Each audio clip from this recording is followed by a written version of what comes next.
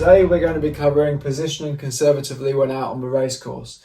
This is the second in my wind shift strategy tips series, but it doesn't matter which order you watch them in. Right, so before I get started, I'm just going to go over a few basics and then we'll get into the more advanced stuff. So a big element of wind shift strategy is understanding risk and reward. So I'm sure we've all had that time when we banged it out to one side of the course and it's gone really well for us. And we've also had that time when we banged it out to one side and it's not gone so well for us. This is because the further we get away from the centre line of the course, the more our reward potential goes up, but the more our risk goes up too. So the centre of the course is a safer place to be. But we can't stay in the centre of a course all the time because we'd just be tacking all the time, and tacking is not fast. So you have to find that balance between the number of tacks you do and how close you keep to the centre line of the race course. So just to give you another quick example here. So here we have the wind shooting down the board. Both these boats are equally far upwind. But then a right shift happens and this puts the blue boat in the lead. Because these boats were quite close together already, that shift only gives blue a boat length lead. But if that shift had happened when red was further away from blue, that gain that blue has made is now over doubled. So that's what we call leverage. The further away you are from the centre line of the course or the bulk of the fleet, the more your risk and reward goes up. So you might be thinking going out to the edge of the course could be a good idea because although the risk goes up, the reward also goes up. However, you'll find that although that will sometimes work for you, over the course of a series of races, you'll have maybe some firsts and some 20ths. So the person who gets all seconds and is consistent is going to beat you.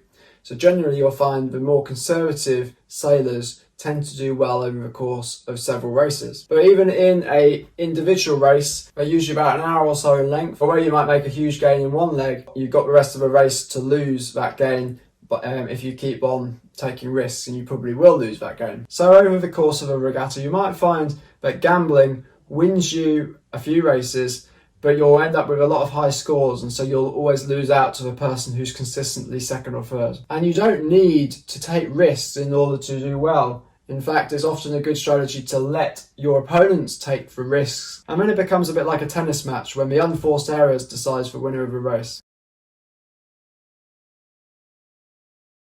So now on to one of my favourite strategy tips, which is to avoid the ley lines. So obviously you're going to have to get to the ley lines eventually, but generally you'll want to leave that quite late. And here's the reason why. The only way we can take advantage of the wind shifting around is if we're able to tack. So if the wind shifts this way, we want to be able to tack onto the new lifted tack. And vice versa, if the wind shifts this way, we want to be able to tack onto the new lifted starboard tack. So if we get to the ley lines too early, then if there's a lift, that doesn't help us because we'd end up pointing up higher and sailing over here if we wanted to take advantage of that, and there's no advantage of that over sailing straight to the mark. And if the wind was to head, then that would give any boats to the left of blue, such as red, an advantage over them. To help with avoiding ley lines, I like to think of the course from a bird's eye perspective with 3 zones either side, and in each of these 3 zones my strategy changes slightly. So when we're here, nowhere near the ley lines, we're going to be tacking on the headers. So the wind goes left, we tack. The wind goes right, we tack again. And we keep going like that. But sometimes headers can be very small and you might think there's going to be a bigger header coming, and so you might carry on that tack rather than tacking. So that's what I call a minor header, is when you get a very small header. A major header is when you get a big one, and that in the major header you're going to want to tack. But sometimes in a minor header you might want to carry on for a bit. Because we're getting closer to the ley lines, we're looking for any reason to tack back towards the centre of the course, and that's why you tack in a minor header. When we reach zone 2, we're going to be getting even more worried about reaching the ley lines early, and in this case we're going to be tacking unless we're lifted. So the worst thing ever is to be on a lift and have to tack off it, because once you tack off the lift, the other tack will be a header. So you really don't want to be doing that. But in zone 2, if the wind is central, there's no shift at the moment, then you want to be tacking back to the centre of the course. And then we have zone 3, and here we're getting very close to the ley line, and if we get to the ley line here, we have very little strategical options if the wind changes. So when we get here, we want to be tacking whatever. So even if we are lifted, we want to be tacking onto the other tack so we can get back to the centre of the course. That lift might be nice to carry on with, but we've really left it too late to counter that stage. So one little disclaimer is that you shouldn't be too worried about reaching the lay lines if you're in the final quarter of the course. And another thing to note is that if you do find you have got all the way to the lay line somehow, then it might be a good idea to keep on going a little bit just to make sure you are on the lay line and you're not going to have to do 2 tacks when you get to the mark. Because if you're getting to the lay line all the way out here, then it's going to be quite hard to judge the lay line,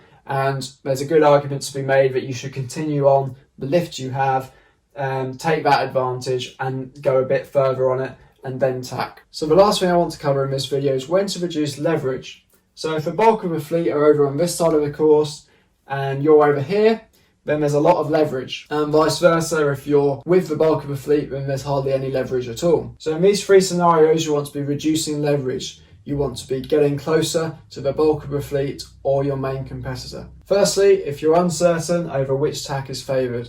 So if there's no obvious tack that you should be on, then you might as well take the tack that allows you to reduce leverage. So it takes you towards the bulk of the fleet or the centre of the course. Second scenario is if there's no wind shift at the moment or you're in a minor header.